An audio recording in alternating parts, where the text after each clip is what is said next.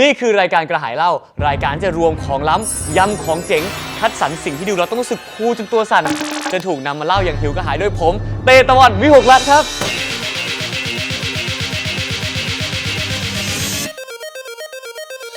ช่วงปี 2 ปีที่ผ่านมานะครับผมก็มีโอกาสได้ถ่ายภาพไว้ค่อนข้างมากมายหลักๆเนี่ยจะเป็นถ่ายภาพเพื่อนๆนะครับแต่รูปเหล่านั้นเนี่ยบางรูปก็ถูกพบปะโดยประชาชนได้รับการส่งให้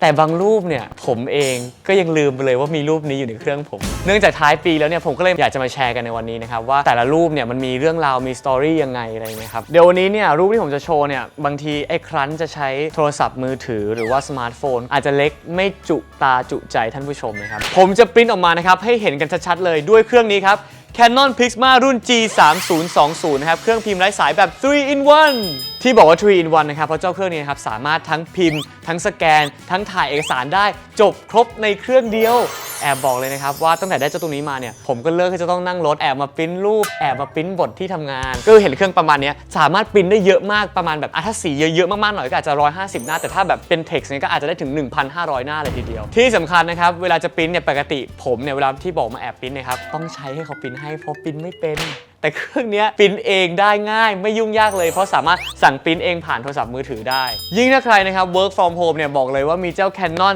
Pixma G3020 ติดบ้านไว้เนี่ยรับรองว่าใช้ชีวิตง่ายใช้ชีวิตสะดวกขึ้นมากแน่นอนนะครับเท่านี้ก็พร้อมปริ้นภาพสุดประทับใจแล้วนะครับทุกคนถ้าพร้อมแล้วเดี๋ยวไปดูกันครับเขาบอกว่าให้เลือกมาแค่10รูปเท่านั้นที่จะได้ถูกเลือกมาติดฝาผนังนะครับผมบอกทีมงานให้ใช้ศักยภาพของเครื่องปริ้น Canon Pixma G3020 ด้วยการปริ้นมา 1,500 รูปผู้เล่นเอาก็เอา10รูปก็10รูปงั้นรูปแรกครับไม่ได้สวยมากหรอกนะแต่มันอยู่ล่าสุดพอดีเอารูปนี้แล้วกันเพื่อนเราเนี่ยบังคับให้เราไปถ่ายรูปให้ทั้งที่จริงเสร็จงานด้วยกันวันนั้นแล้วเราต้องรีบกลับเหมือนแบบเขาอยากได้รูปลง Instagram ตอนนั้นคือด้วยมันเป็นแสงเย็นแสงประมาณช่วง 5 โมงเย็นซึ่งนี่คือรูปนั้นครับทาดาและคนที่ผมเลือกคนแรกที่เลือกเพราะว่าอยู่ข้างบนไม่ได้สวยอะไรมากหรอกนั่นก็คือออฟจุมพลนั่นเองอันนี้เนี่ยใช้กล้องดิจิตอลถ่ายมันสวยอะใบนี้คือเลือกจะถ่ายย้อนแสงก็คือให้พระอาทิตย์อยู่ข้างหลังแล้วก็เปิด exposure ขึ้นมาหน่อยคือถ้าเราวัดแสงไม่ดีเนี่ยหน้าคุณจุมพลก็จะ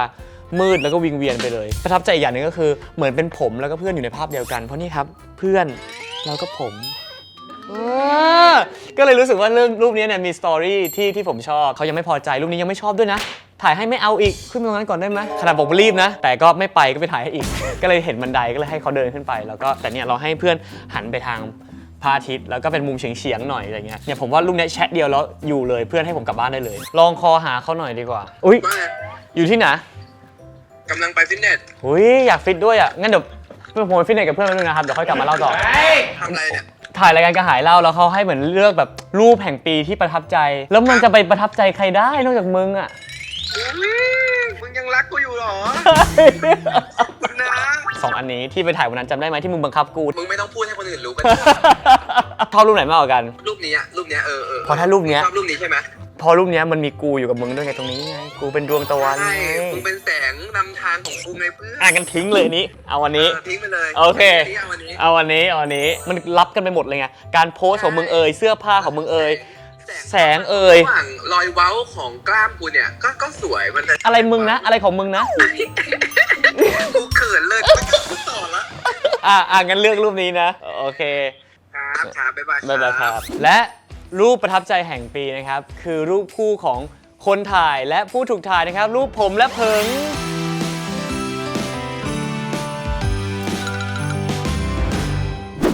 รูปที่2เนี่ยถูกลืมไปแล้วโดยคนถูกถ่ายรวมถึงคนถ่ายก็ลืมไปแล้วด้วยซึ่งเขาเองก็ยังไม่เคยเห็นรูปนี้เลยซึ่งรูปนี้ก็คือรูปของไซซีซึ่งรูปนี้เนี่ยก็เกิดจากการถ่ายที่รวดเร็วมากตอนนั้นเนี่ยพวกเราเด็กชาว GMTV นะครับไปเชียร์วิกเตอร์แข่งขันต่อยมวยที่10 Fight 10กันแล้วไซซีนั่งอยู่ข้างหลังผมแล้วก็วินาทีที่วิกเตอร์ชนะเนี่ยทุกคนก็ลุกขึ้นมาแบบมันดีใจกับเพื่อนอะไรเงี้ยผมก็ถ่ายภาพตรงหน้าเสร็จผมก็เลยเอาหันกล้องไปอย่างเงี้ยเป็นวินาทีที่แบบแวบหันไปกดถ่ายเงี้ยแล้วไซซีเขาก็พอเห็นกล้องถ่ายเขาก็ทำพอดีตั้งใจจะเอารูปนี้เนี่ยเป็นรูป Happy Birthday ไซซีแต่ไม่ทันแล้วเพราะมาชนรายการแล้วงั้นเดี๋ยวโทรหาไซซีหน่อยดีกว่าใช่ไหมเขาให้เลือก10รูปประทับใจและ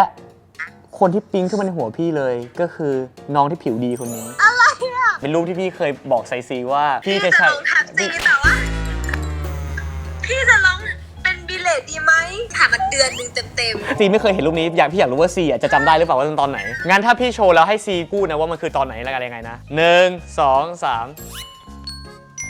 ๆเฮ้ยอะไรเนี่ย แต่สวยนะ ตอนที่ไปดูพี่วิกเตอร์ต่อย ใช่ อุ้ยนานมาก ดูดิดูผมดิดูหน้าม้าดิยาวหมดแล้วเนี่ยเพิ่งจะได้เห็นรูปนี้อ่ะ โอเคได้เดี๋ยวส่งรูปไปให้นะจ๊ะ ขอบคุณครับ ก็สวยดีเหมือนกันนะรูปภาพที่ประทับใจรูปต่อไปนะครับก็คือความประทับใจครั้งนี้เนี่ยเกิดจากการที่ผมเนี่ยไปยืมเลนส์ของคนคนหนึงมาถ่าย ซึ่งเป็นเลนส์ที่มีราคาสูงมากก็เลยแบบถ่ายน้องไว้อะไรเงี้ยแล้วได้มา2รูปซึ่งผมรู้สึกว่าเป็นรูปที่สวยดีนะครับก็คือน้องคนนี้ครับจีจี้รูปแรกเนี่ยเป็นรูปหัวฟิล์มซึ่งเป็นรูปหัวฟิล์มที่ไม่ได้ตั้งใจให้มันพังแต่มันพังเป็นแบบเนี้ยแล้วมันก็คาดตรงตาพอดีมันก็เลยเห็นส่วนจมูกกับปากซึ่งเป็นจมูกปากที่เอ็กซ์เพรสอารมณ์บางอย่างออกมาด้วยพอดีสำหรับผมนะส่วนอีกรูปหนึ่งอันนี้ก็คือเป็นรูปที่ถ่ายที่เดิมแหละก็คือถ่ายซ้ำอีกทีก็ได้เป็นภาพนี้ออกมาเหมือนเป็นภาพที่แบบฟุ้งๆชวนฝันแล้วก็ละลายมากๆในใจชอบไหนมากกว่าผมชอบอันนี้มากกว่าโทรหาเจ้าตัวกันดีกว่าสวัสดีครับจีจี้นี่อยู่ในรายการกระหายเล่าครับ ยังไงนะคะ พี่เขาให้พี่เนี่ยเลือกรูปที่พี่ประทับใจมา10รูปใช่ไหมครับแล้วพี่ก็เลือกรูปจีจี้มา2รูปซึ่ง2รูปนี้จะเป็นแคนดิเดตที่จะเข้าไปชิงเป็นอยู่ใน10รูปก็เลยอยากให้จีจี้ช่วยเลือกและอยากให้ถามว่าจีจี้จำเหตุการณ์ตอนนั้นได้ไหมอะไรเงี้ยเดี๋ยวให้ดูนะรูปแรกคือรูปนี้ครับจำได้ปะ จำได้ พี่ ครั้งแรกที่พี่เตชวนจี้ไปถ่ายรูปด้วยกันพี่เตพาไปถ่ายรูปแล้วสุดท้ายพี่เตลงรูปนี้เว้ยมันแบบอุ้ยสวยมากเลยแต่ไม่เห็นหน้าจี้นะเห็นแค่รูป ใช่แต่ว่าพี่รู้สึกว่ามันเป็นการไม่เห็นหน้าที่มันยังแบบเอ็กซ์เพรสอารมณ์ได้อยู่รู้สึกป่ะเพราะว่าจมูกกับปากมันมีฟีลลิ่งอยู่อะกับอีกรูปหนึ่งซึ่งรูปนี้จะสื่อแววตาจะแบบชัดเจนจี้ชอบรูปไหน จี้ชอบรูปแรก เหมือนกันเลยพี่ก็ชอบรูปแรกขอให้รูปนี้เป็น1 ใน 10ของรูปประทับใจแห่งปีนะ ได้เลยค่ะพี่ประทับใจมากเพราะว่าเป็นรูปที่พี่เตลง ได้ขอบคุณจี้มากเดี๋ยวไว้ไปถ่ายรูปกันใหม่ ได้เลยจ้าพี่เตบ๊ายบายค่ะ บ๊ายบายครับและนี่นะครับความคิดเห็นตรงกันก็ได้รูปนี้ออกมานะครับเป็นรูปมันได้อะผมชอบให้เป็นรูป1 ใน 10นี่กันและอีก1รูปนะครับเป็นรูปที่ช่วงชีวิต 2-3 เดือนที่ผ่านมาเนี่ยผมง่วนอยู่กับการถ่ายซีรีส์นะครับเรื่อง The Player แต่มีอยู่วันหนึ่งที่ได้ถ่ายแล้วเป็นวันที่อีเวนต์พิเศษพอดีด้วยไงได้ถ่ายรูปนี้มาแล้วก็เราทั้ง2 คนต่างชอบรูปนี้เพราะฉะนั้นถือเป็นโอกาสที่ดีมากที่จะได้เอารูปนี้เนี่ยซึ่งเป็นงานศิลปะมาเผยแพร่ในรายการกระหายเล่านะครับได้มาอวดโดยที่เจ้าตัวเขาไม่ต้องอวดเองและรูปนี้ก็คือทะดารูปนี้เนี่ยเหตุการณ์ตอนที่ถ่ายก็คือซีนก็คือผมต้องเดินไปแล้วก็แบบต้องว่ายน้ำอยู่แล้วเขาก็พอผมเดินมาอยู่ที่ผมก็ยืนเกาะอกอยู่รอที่ขอบสระเขาก็ผุดขึ้นมาอย่างนี้คุณตำรวจมี แป๊บนึงนะครับคุณไฮโซไปหยิบกล้องก่อน ท่าเนี้ยค้างไว้ตั้งแต่ผมเดินไปหยิบกล้องแล้วก็เลยตัดสินใจถ่ายแชะแล้วก็ต้องรีบมากเจ้าตัวเคยเห็นแล้วแต่เจ้าตัวเกี่ยงกับผมว่าพี่ลงสิหนูว่าลงสิต่างคนต่างชอบแต่ไม่กล้าลงก็เลยเอามาในรายการเลยเทปนี้เขาให้พี่เลือกรูปที่ประทับใจที่สุดแห่งปีมาให้ทายว่ารูปน้ำตาลที่ประทับใจที่สุดแห่งปีได้รับเลือกมาในครั้งนี้คือรูปไหนรู้อยู่แล้วเพราะว่าน้ำตาลอะรอที่จะลงรูปนี้มากๆไม่แต่ว่ามันมีช่วงที่เราถกเถียงกันด้วยน้ำตาลบอกน้ำตาลกลัวลงแล้วจะดูแบบนางเอกเราเป็นนางเอกทั้งที่ชอบรูปมากแท้ๆแต่ว่าก็เลยไม่มีใครกล้าลงก็เลยตัดสินใจออกมาให้เป็นรูป of the year ของปีนี้เลยแล้วกันได้เพราะว่ารูปก็คือค่อนข้างสวยเนื้อออกไหมดูรูปเลยดีกว่าจบนะนี่คือ 100% จบนะโอเคบ๊ายบายขอบคุณครับและนี่อีก1รูปนะครับรูปประทับใจที่ไม่มีใครกล้าลงนะอันนี้ความพิเศษอีกอย่างหนึ่งคือผมใช้ฟิล์ม C Still 80ซึ่งเป็น1ในฟิล์มที่แพงที่สุดที่ผมมีฟิล์มอันนี้จะให้อารมณ์ตุ่นๆอมฟ้าๆจืดๆหม่นๆอะไรเงี้ยผมเลยให้ภาพนี้เป็นภาพประทับใจรูปต่อไปนะครับเป็นรูปที่เพิ่งเกิดขึ้นไม่นานเหมือนกันนะครับเป็นรูปที่ผมได้ถ่ายมาในตอนไป Safe House Season 2ก็เป็นช่วงที่พวกผมเนี่ยมาทำขนมครกกินกันเองคือตอนนั้นผมก็ปีนขึ้นบนต้นไม้แล้วพอปีนปุ๊บดันเห็นภาพที่เด็กๆทำขนมครกอยู่ข้างล่างเราก็เลยบอกให้น้องเอากล้องขึ้นมาให้เราหน่อยแล้วจะถ่ายรูปจากข้างบนแล้วก็ได้เป็นรูปนี้มาครับน่ารักปะเป็นรูปที่ผมว่ามันแบบเป็นภาพที่มองรู้สึกว่ามันยิ้มตามได้นี่คือจุดเด่นของภาพนี้ซึ่งภาพนี้นะครับใช้ฟิล์ม Portra 160ก็เลยเลือกภาพนี้เป็น1 ใน 10 ภาพที่ผมประทับใจของปีนี้ครับก็เลยจะโทรหาน้องๆหน่อยคุณนี่คืออยู่ในการกระหายเล่าครับผมได้ทำการล้างรูปฟิล์มรูปในเซฟเฮาส์รูปหนึ่งออกมาแล้วก็จะเลือกเป็นรูปภาพประทับใจที่สุดแห่งปีก็เลยจะมาให้คุณดูก่อนว่าคุณจำภาพนี้ได้ไหมว่าเหตุการณ์มันเป็นยังไงและรูปนี้ก็คือ ไอ้รูปนี้น่ารัก น่ารักเนอะเพิ่งล้างมาเลยน่ารักดีอะแบบ มันเป็นการพิสูจน์เหมือนกันนะว่าคุณก็เป็นช่างภาพที่ดีมากๆอ่ะ ไม่ใช่พิสูจน์แต่มันไม่ต้องเลิกพิสูจน์แล้วเขายอมรับกันทั่วบ้านทั่วเมืองแล้วมันพิสูจน์อะไร โอเคโอเค ภาพเนี้ยเกิดขึ้นแค่เสี้ยววินาทีนะครับที่ทุกคนมารวมอยู่ตรงนี้แล้วถ่ายรูปพอเพิ่งล้างมาเลยอยากอวดรูปนี้เดี๋ยวส่งให้ผมชอบ สวยส่งด่วน งั้นก็คือได้เลือกรูปนี้เป็นรูปประทับใจโอเคใช่ไหม โอเคสวยเลยดีเลย โอเคครับขอบคุณมากครับ ครับผมบ๊ายบาย เป็นรูปภาพประทับใจอีกหนึ่งรูปนะครับของผมนะครับในหมวดหมู่ feeling family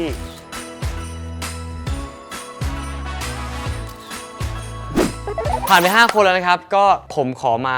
อวยยศผู้ช่วยของผมเลยดีกว่านะครับที่ได้ปริ้นรูปสวยๆออกมาแปะผนังแบบนี้นะครับก็คือเจ้า Canon PIXMA G3020 นั่นเองนะครับแต่สิ่งที่จะอวยอีกเรื่องหนึ่งนอกเหนือจากคุณภาพของการปริ้นการพิมพ์แล้วเนี่ยก็คือเรื่องของการบำรุงรักษาครับซึ่งการดูแลรักษาเนี่ยไม่ยากเลยและเป็นครั้งแรกเลยที่เราสามารถเปลี่ยนหัวพิมพ์นะครับแล้วก็แผ่นซับหมึกได้เองที่บ้านเลยโดยไม่ต้องเอาไปส่งซ่อมศูนย์ไม่ต้องพึ่งช่างอย่างเช่นพวกหัวพิมพ์เนี่ยเวลาเราใช้ไปนานๆเนี่ยมันก็จะเริ่มพิมพ์ไม่ค่อยชัดหรือว่าหัวพิมพ์ตันซึ่งเราก็สามารถเปลี่ยนได้เอง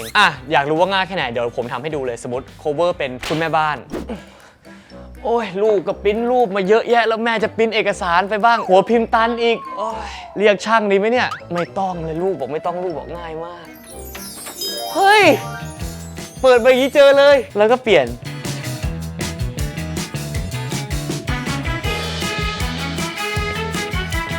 ปึ๊บเอาง่ายมากหัวยังไม่ทันจะปวดเลยหรือเวลาเครื่องพิมพ์เนี่ยเวลาเราใช้ไปนานๆเยอะๆเนี่ยมันจะขึ้นโชว์ว่าแผ่นซับหมึกเต็มพอแผ่นซับหมึกเต็มเนี่ยเราก็ต้องเปลี่ยนเข้าศูนย์อันนี้ Canon PIXMA รุ่น G3020 นะครับเปลี่ยนเองที่บ้านได้เลยครับ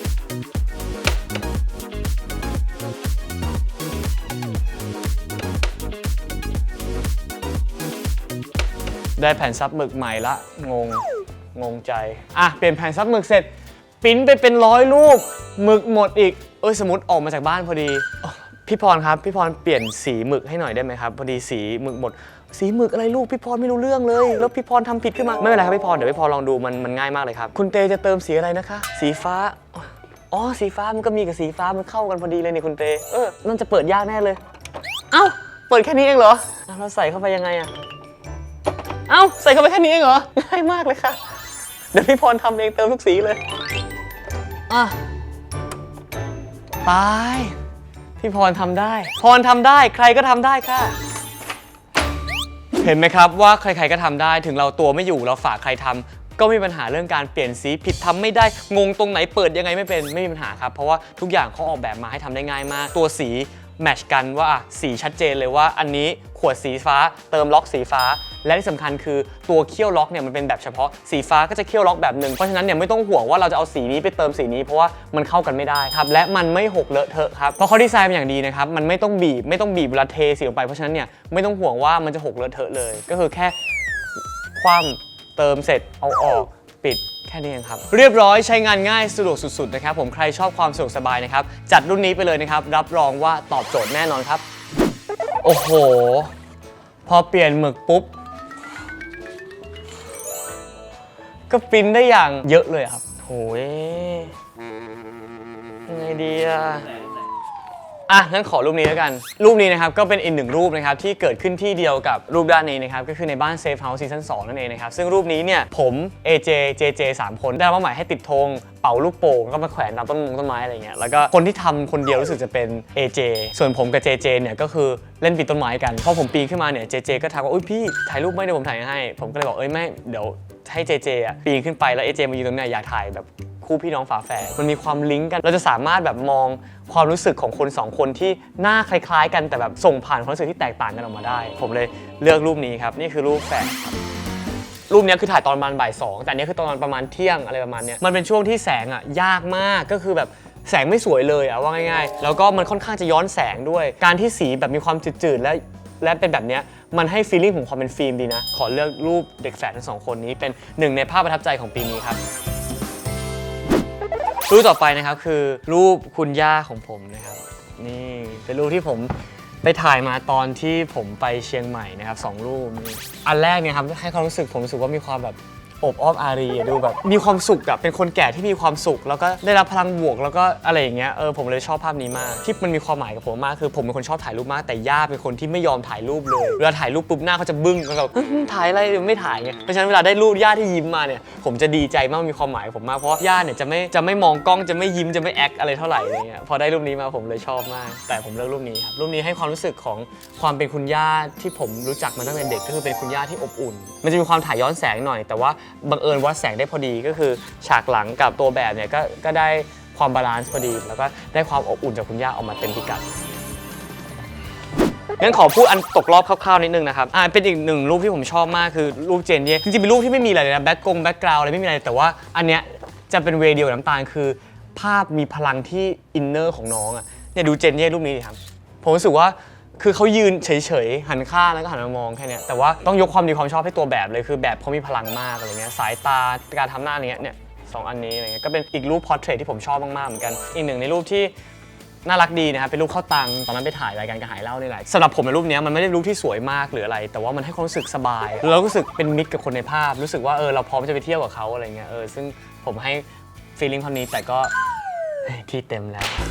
วรูปนี้เป็นรูปที่ผมไปถ่ายเป็นเบื้องหลังตอนถ่ายกับพี่พัฒน์ตอนไปถ่ายนิตยสารด้วยกันซึ่งไม่ได้เจอพี่พัฒน์นานมากแบบแต่ก่อนก็ถ่ายพี่พัฒน์เยอะเหมือนกันแต่พอไม่ได้เจอกันวันนั้นก็ได้ถ่ายด้วยกล้องฟิล์มตอนที่เขารอเข้าฉากเขาก็นั่งเหม่อๆของเขาแล้วก็เลยไปกดแชะถ่ายรูปนี้ชอบก็คือชอบโทนสีมั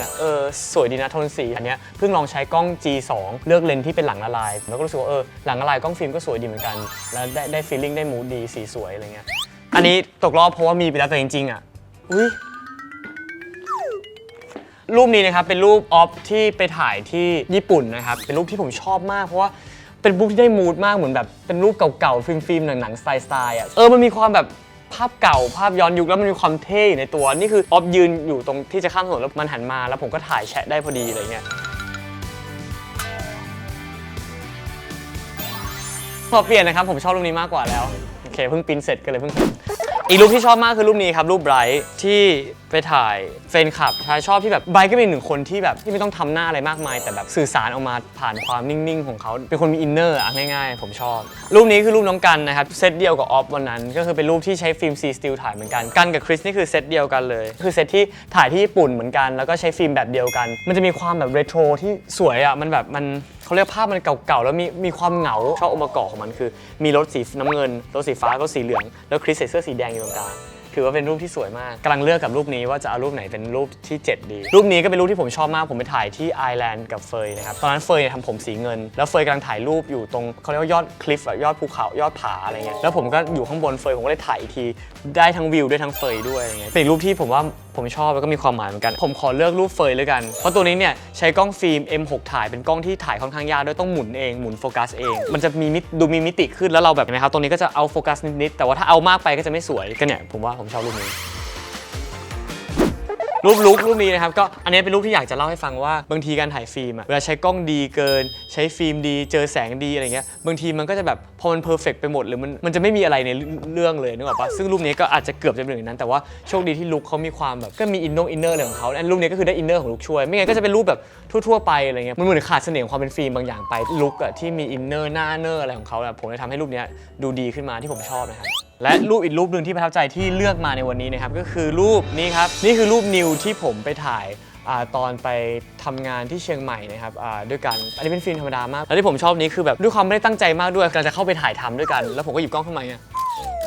แล้วมันก็อย่างเงี้ยเกิดขึ้นง่ายๆทุกอย่างง่ายๆรวดเร็วแต่มักจะได้ภาพที่แบบมันมีอะไรเสมอผมรู้สึกว่ามันเป็นรูปที่ลงตัวในองค์ประกอบที่แบบท่าทางด้วยอะไรเงี้ยก็ได้ท้องฟ้าที่สีสดแล้วก็ได้ตัวพระธาตุที่มีสีทองอร่ามนะครับรูปนี้ก็ถือเป็นรูปที่ผมประทับใจมากแต่ผมว่าเป็นรูปที่สวยครับงั้นผมเลือกเป็น1ใน10รูปประทับใจแห่งปีครับเมื่อกี้โทรไปแล้วนะครับพี่แจ็คเป็นคนรับแล้วก็บอกว่านิวกำลังถ่ายงานอยู่ในซีนโดยการแพนกล้องไปให้ดูด้วยก็อันนี้งั้นเดี๋ยวตะไว้ก่อนนะครับเอาขอไว้ติดก่อนนะครับรูปสุดท้ายที่ประทับใจที่สุดแห่งปีนะครับผมขอเลือกรูปนี้แล้วกันครับรูปของอิงค์ วรันธรครับนี่คือรูปที่ไปถ่ายด้วยกันตอนที่ไปถ่ายรายการถ้าโลกนี้ไม่มี GPS ตอนนั้นเป็นการไปทะเลที่แบบไม่ได้ไปมานานมากๆแล้วมันคือการเห็นทะเลที่ทุกคนแบบทั้งที่มันธรรมดามากแต่ทุกคนแบบพุ่งตรงขึ้นไปเพื่อพยายามจะถ่ายรูปอะไรก็ได้เพราะว่ามันแบบมันอัดอั้นตันใจจากการไม่ได้เที่ยวมานานแสนนานแล้วแล้วรูปนี้ที่เลือกมาด้วยอีก1เหตุผลก็คือมันยังไม่ได้ส่งให้อิงค์เลย ก็เลยเลือกที่จะมาส่งให้อิงในรายการนี้นะครับเป็นรูปที่ผมรู้สึกว่าชอบมากผมก็ใช้แบบสเปซข้างบนเยอะเพื่อให้ภาพดูมีความแบบสบายดูกว้างใหญ่ดูยิ่งใหญ่เนี่ยก็คือเน้นสเปซข้างบนเยอะผมเลยถอยออกมาไกลซึ่งตอนนั้นน่ะอิงเนี่ยเขาก็ไม่รู้หรอกว่าผมถ่ายแต่พอผมเดินออกมาไกลแล้วพอเขาเห็นผมถ่ายมือเขาก็มีสัญชาตญาณของการโดนรู้ก็เลยแกล้งทำท่านี้ซึ่งผมก็ไม่รู้หรอกนะเขารู้หรือเปล่าว่าเขาโดนถ่ายอยู่เขาก็เลยทำท่านี้ออกมาซึ่งเป็นภาพที่ดูแบบสอดคล้องกับฟีลลิ่งของการได้ไปทะเลในรอบปีจริงๆครับงั้นเดี๋ยวเราลองโทรหาเจ้าของรูปหน่อยดีกว่าเนาะ พี่แต่ น้องรับเร็วมากน้องอันนี้อยู่ในรายการน้องอยู่ในมันเป็นรายการที่พี่ต้องมาเลือกรูปถ่าย10รูปที่ประทับใจแห่งปีน้องมีความทรงจำไงเกี่ยวกับรูปนี้บ้างไม่ได้ไปทะเลมานานมากป้าจากฟิลความสดชื่นอันนี้ใช่ไม่ได้ไปมานานมากแล้วก็อยากถ่ายรูปกับทะเล เพราะว่ารู้สึกว่าแบบเวลาถ่ายรูปกับทะเลแล้วแบบรู้สึก สวย พี่คาดหวังคำว่าสดใสหรือสดชื่นอะไรเงี้ยโอเคสวย ตอนนั้นน้องแอคท่าถ่ายรูปอยู่ แต่น้องไม่ได้แอคให้กล้องพี่ป่ะอันเนี้ยใช่ป่ะใช่เหมือนน้องจะแอคให้กล้องพี่กิ๊กถ่าย แล้วพี่เป็นรอบถ่ายน้องจากไกลๆก็เลยได้เป็นรูปนี้ออกมาซึ่งก็คือแบบ ไม่เคยส่งให้ด้วยนะ ใช่เนี่ยก็เลยเลือกมาไงเพื่อเป็นการถ่ายโทษก็เลยมาถือว่ามาส่งให้ในรายการคนจะได้เลือกว่าโอเคแต่วันนั้นเป็นวันที่ถ่ายสนุกดีเนอะใช่สนุกดีแต่หลังจากนั้นก็คือ มีข่าวหล่อนเลยแต่ก็ไม่ได้เป็นนะคะทุกคนขอแก้ข่าวเลยตรงนี้ใช่แล้วเราก็ได้นำบุญที่จากการบนบานให้เป็นไปทำบุญมอบให้กับโรงพยาบาลรามาเรียบร้อยแล้วครับขอมาแล้วกันก็คือช่วงที่อิงมีข่าวคนอื่นเขาก็หาหมอแบบหาโรงพยาบาลตรวจกันใช่ป่ะแต่สิ่งที่พี่เตบอกอิงก็คือน้องไม่เป็นหรอกพี่ถามหมอดูแล้ว ใช่เขาบอกว่าคือตอนแรกอะอิงตรวจ RT-PCR มาแล้วมันเป็นใช่ป่ะตอนแรกเป็นก่อนแต่ก็เล่าให้แม่ฟังแล้วแม่ก็คิดว่าแล้วแม่ก็ชอบมีหมอดูของเขาอะไรเงี้ยแล้วหมอดูบอกแม่ว่าอิงไม่เป็นหรอกแล้วอิงลิงก็แบบไม่แล้วพอผลออกมาอีกรอบหนึ่งว่าไม่เป็นอ่ะพี่เตก็แบบเห็นไหมพี่บอกแล้วหมอดูพี่แม่นอย่างเงี้ยอิงก็แบบโอเคจะขอเบอร์หน่อยเลยโอเคก็สุดท้ายก็ไม่เป็นกันแล้วก็เราก็ไปทำบุญกันโอเคก็สรุปพี่เลือกรูปนี้นะโอเคน้องโอเคใช่ไหมแล้วเราจะได้ไหมรูปเนี้ยเดี๋ยวส่งให้ได้โอเคได้จ้ะน้องบ๊ายบายเจอกันบ๊ายบายก็นี่นะครับเป็นหนึ่งรูปที่ประทับใจแต่ว่าในวันนั้นก็เจอเหตุการณ์ที่อะไรไม่รู้เยอะแยะหมดแต่ว่าก็ได้รูปสวยๆมาก็ดีใจมาก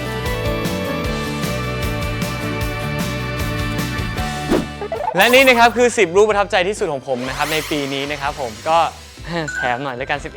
11นี่รูปน้องเจนผมชอบรูปนี้โอเคก็เป็นช่วงเวลาที่ผ่านมาที่ทำงานไปแล้วก็ได้มีโอกาสพกกล้องไปถ่ายรูปเพื่อนๆนะครับอาจจะไม่ได้พกไปบ่อยแต่ว่าทุกครั้งที่พกไปถ่ายเนี่ยผมก็จะรอลุ้นเสมอว่าจะได้มีรูปดีๆกลับมาดูหรือเปล่าส่วนเพื่อนๆก็ต้องลุ้นเหมือนกันว่ารูปเหล่านั้นจะถึงมือเขาหรือเปล่าพอได้ปริ้นออกมาอย่างเงี้ยผม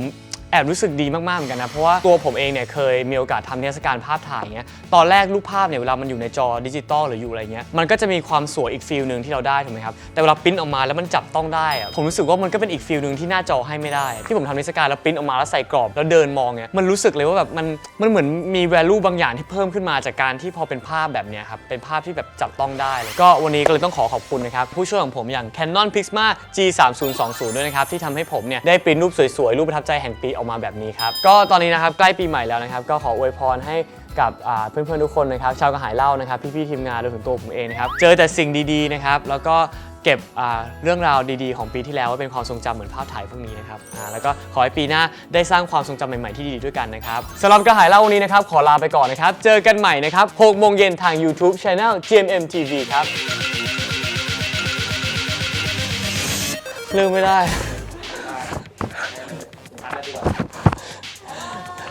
บ๊ายบายครับ